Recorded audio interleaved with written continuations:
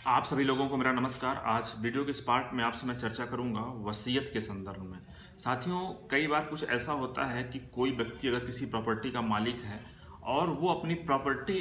अपने बेटे बेटी अपनी वाइफ को नहीं देना चाहता है, वो आपको देना चाहता है क्योंकि आपकी सेवा से, आपकी खातिरदारी से या फिर आप उसकी मदद कर रहे हैं, आपने बुजुर्ग अवस्था में उसकी हेल्प कर रहे हैं, वर्तमान में आप उसका ख्याल रख रहे हैं, इसलिए वो प्रॉपर्टी आपके नाम करना चाह रहा है वसीयत के माध्यम से। तो आपको कौन कौन सी बातों का ध्यान रखना चाहिए जिससे कि आपका जो वसीयत है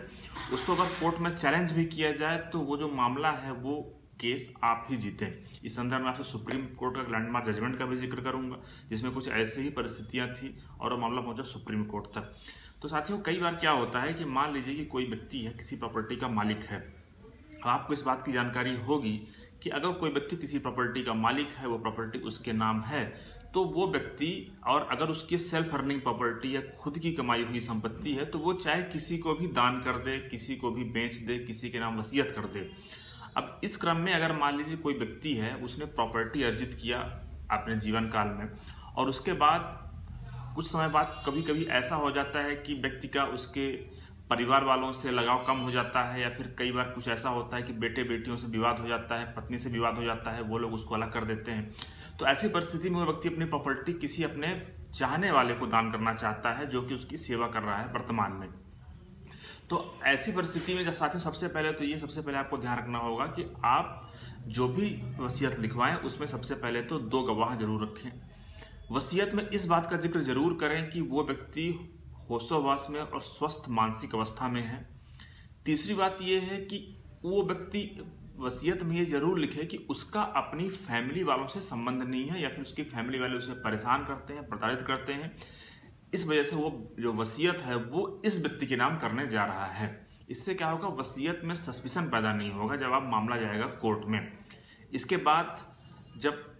वो ये सारी बातें लिखने के बाद उसको, अगर वो व्यक्ति पढ़ा लिखा नहीं है तो यहाँ पे वो भी लिखा जाए कि ये जो लिखा गया है वो मुझे पढ़ के सुनाया गया है। तो इस तरह से इन सब बातों का ध्यान रखने के बाद जब वसीयत आपकी लिख दी जाती है उसके बाद उसको रजिस्टर करा दिया जाता है। उसके बाद क्या होता है, जब मान लो इस व्यक्ति की डेथ होती है, डेथ होने के तत्काल बाद आप वसीयत के आधार पर अपने नाम नामांतरण करा लें। और अगर मान लीजिए कि जो दूसरा पक्ष है वो अगर कोर्ट चला गया या फिर मान लीजिए जो अपने नाम नामांतरण करा रहा है, तो आप मामला फाइल करते हैं सिविल कोर्ट में। अब सिविल कोर्ट में साथियों जब आप मामला फाइल करें तो वहाँ पे 2-3 बातों का ध्यान रखना बेहद जरूरी है। पहला ये कि आखिर आपके नाम वो व्यक्ति वसीयत क्यों किया। देखिए, अगर आपने सिंपल ये कह दिया कि उस व्यक्ति ने मेरे नाम वसीयत कर दी इसलिए प्रॉपर्टी का मालिक मैं हो गया हूँ, ऐसा नहीं। आपको ये बताना पड़ेगा कि आखिर आप के नाम उस व्यक्ति ने वसीयत क्यों किया। जैसे मान लीजिए कि आप बता सकते हैं कि भाई उसके परिवार वाले उसे खुश नहीं रखते थे, उसके परिवार वाले उसकी सेवा नहीं करते थे, उसके परिवार वाले उसकी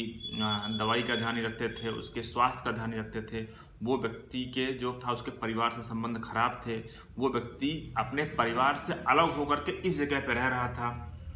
उसके बेटे बेटी वहाँ पे रह रहे थे और मैं उसकी सेवा किया करता था, मैं उसकी सेवा किया करती थी। इस तरह से आपको वहाँ पे ये चीज़ें बतानी पड़ेंगी कि आखिर ये वसीयत आपके नाम क्यों की गई। दूसरा पॉइंट है साथियों कि आपको जो व्यक्ति है जिसने वसीयत किया है उसके अपने परिवार से संबंध खराब थे, इस बात का भी जिक्र करना पड़ेगा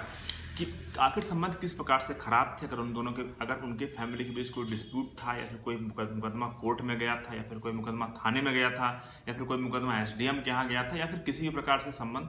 जहाँ की ऐसा समझ में आ रहा है कि वो लोग उपस्थित नहीं थे, या फिर अगर मान लीजिए आप कभी डॉक्टर के पास दिखाने ले गए हो उस व्यक्ति को, तो अगर आपका वहाँ पे अटेंडेंट के रूप में आपका नाम हो, तो ये सारी चीज़ें एक एविडेंस के रूप में काम करती हैं कि आप उसके साथ थे, उसकी सेवा कर रहे थे। साथ में सेवा आप किस रूप में कर रहे थे ये आप जरूर बताइए कोर्ट में जब आप पिटीशन फाइल करें। अब इसके अलावा साथियों जो अगला पॉइंट है कि आप जब भी ये केस फाइल करें तो यहाँ पे आपको ये साबित करना पड़ेगा कि यहाँ पे वो व्यक्ति अपने जो फैमिली वाले हैं उनको इस वजह से उसने उनको ये प्रॉपर्टी ट्रांसफ़र नहीं की और ये जो सारी प्रॉपर्टी थी इस वजह से उसने मेरे नाम कर दिया, इसलिए मैं वसीयत का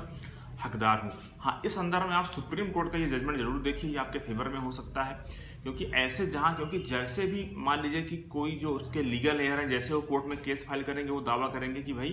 प्रॉपर्टी पे पहला अधिकार मेरा है, क्योंकि ये जो फर्जी तरीके से लोगों ने प्रॉपर्टी यहाँ पे अपने नाम वसीयत कराई है। तो वहाँ पे सुप्रीम कोर्ट का जजमेंट बेहद इंपॉर्टेंट है, आप स्क्रीन पे देखिएगा। सावित्री वर्सेस करतयानी अम्मा 2007 का जजमेंट था, और इस जजमेंट में ऐसा था, बताया गया था कि अगर मान लीजिए कि कहीं पे कोई व्यक्ति प्रॉपर्टी अपने वारिस के नाम नहीं कर रहा है, तो इसका मतलब ये नहीं है कि जो वसीयत है वो संदेहास्पद हो जाती है। उसका मतलब ये भी हो सकता है जैसा कि इस मामले में हुआ था, जो सुप्रीम कोर्ट के पास मामला पहुंचा था, इस मामले में बेटे उनके अलग रह रहे थे, बेटे से उनका विवाद चल रहा था, आखिरी टाइम पे बेटे उनका ध्यान नहीं दे रहे थे। तो इस प्रकार से जो उनकी सुविधा, जो स्वास्थ्य का ध्यान था, वो जो वसीयत जिसके पक्ष में की गई थी वो ध्यान रख रहा था। तो सुप्रीम कोर्ट ने कहा कि केवल अपने परिजनों के